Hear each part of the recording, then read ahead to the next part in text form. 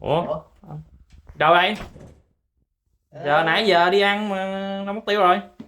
Ủa tưởng mấy chú đi ăn rồi. Trời ơi, anh tính sáng nay có một cái việc rất là quan trọng.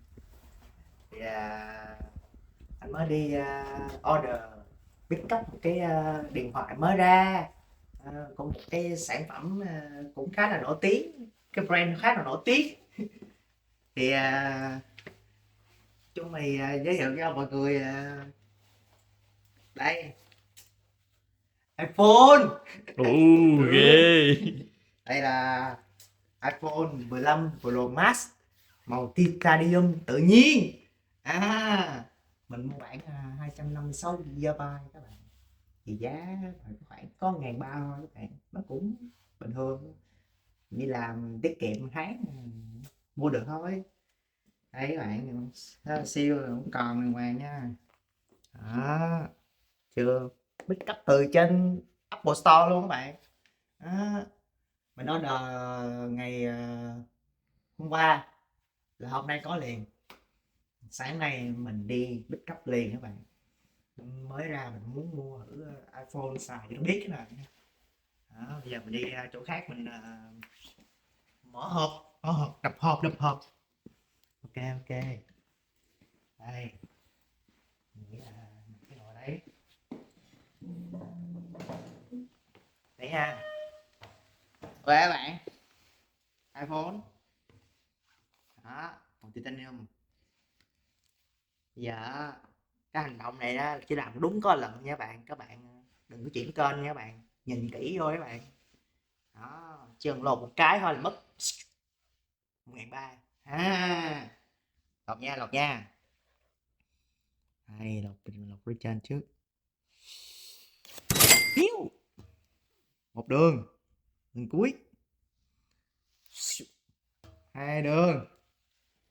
Đó, bây giờ mở ra xem cái màu nó đẹp không các bạn. Ừm. Wow, trời ơi nhìn kìa, đẹp quá bạn ơi, màu xám. Đây là màu titanium các bạn ha, mặt lưng thì nó chống vân tay nữa các bạn thấy không, sợ nãy giờ nó dính lại vân tay đâu, vẫn là ba cái mắt lồi các bạn. Đây thì nút nguồn, nó bỏ cái nút mà đặt cạch rồi các bạn.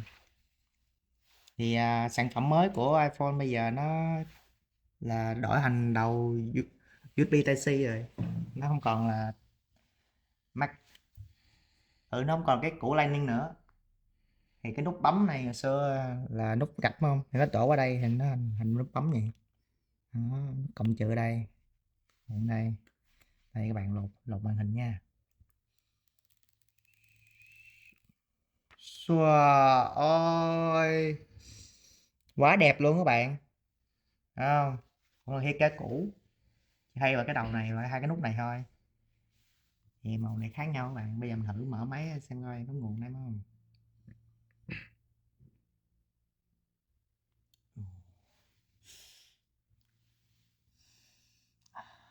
Thơm các bạn, thơm máy mới rồi.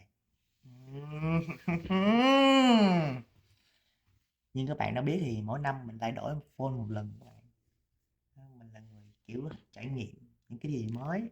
À, mình có thể không phải là xài iPhone là, nhưng mà kiểu năm nay mình xài iPhone, năm sau cái mình xài Xiaomi chẳng hạn, Sony á, năm tới thì Sony, nói chung mình đổi xem cái gì nó hay ho đúng không.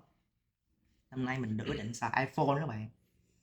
Đó, thì máy đang khởi động lên các bạn, pin nó cũng khá là đầy không. Đó, cái phần này thì các bạn đơn giản thôi, nói chung rất là đơn giản thôi. Cái mình test á, cái tốc độ xử lý của iPhone rất là nhanh các bạn, nghe đồn vậy. Cái camera quay phim á, cinematic ảo diệu đỉnh cao VL các bạn. Bây giờ nghe nói hồi trước coi sự kiện của Apple nghe, coi cái này bây giờ là mấy cái cân mấy cái game mà kiểu như là Battlefield là gì á, thế đó các bạn, kinh dị lắm. Đó, đó, tùm lum chữ các bạn. Stop rồi, stop thôi đừng có dừng. À, hôm nay Apple cho người dùng xài cái dây Tai C với hai đầu Tai C các bạn. Các bạn, cái dây bây giờ làm cái vải nữa này, nhìn kỹ vô, vậy nên là phải như vải, phải dù là phải gì, nói chung mấy cái quần thun các bạn mặc, thấy không, rất là dễ, nó không có bị dễ dàng đứt như mấy cái dây hồi xưa bằng nhựa, cuốn bằng nhựa dễ đứt, xào và dây đứt rồi, nó xài chắc nè, xà bền nè. Đó, gì đây là con đây là cái gì, vẫn là những cái hình logo hồi xưa các bạn. Cứ mỗi năm là mỗi cái hình dán vô, rồi xong cái hồi này hết rồi, không có gì đặc biệt nữa. Đó, hết rồi, không có gì thôi, không lại nghe đương nhiên rồi. Ok các bạn, một điều bất ngờ nữa mình dành cho các bạn là mình là một người chu đáo các bạn. Xài phone là phải có cây, có bảo vệ đàng hoàng mới xài nha, không bao giờ mà xài chơi chừng các bạn, chơi đồ có hạt bảo vệ nó mới an toàn các bạn. Không nói gì nhiều các bạn. Túi này nãy là iPhone mới ra không? Túi này đều cây bằng vàng các bạn, nhìn smart không?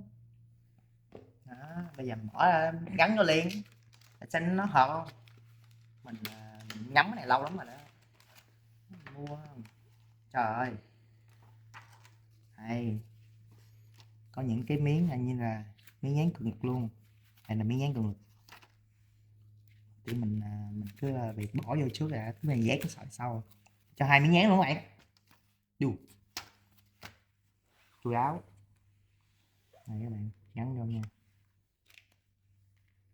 đây là mua bằng nhựa bình thường các bạn, chứ không phải là nhựa cứng các bạn, nhưng mà dầu các bạn, hư bể thì mua mới thôi.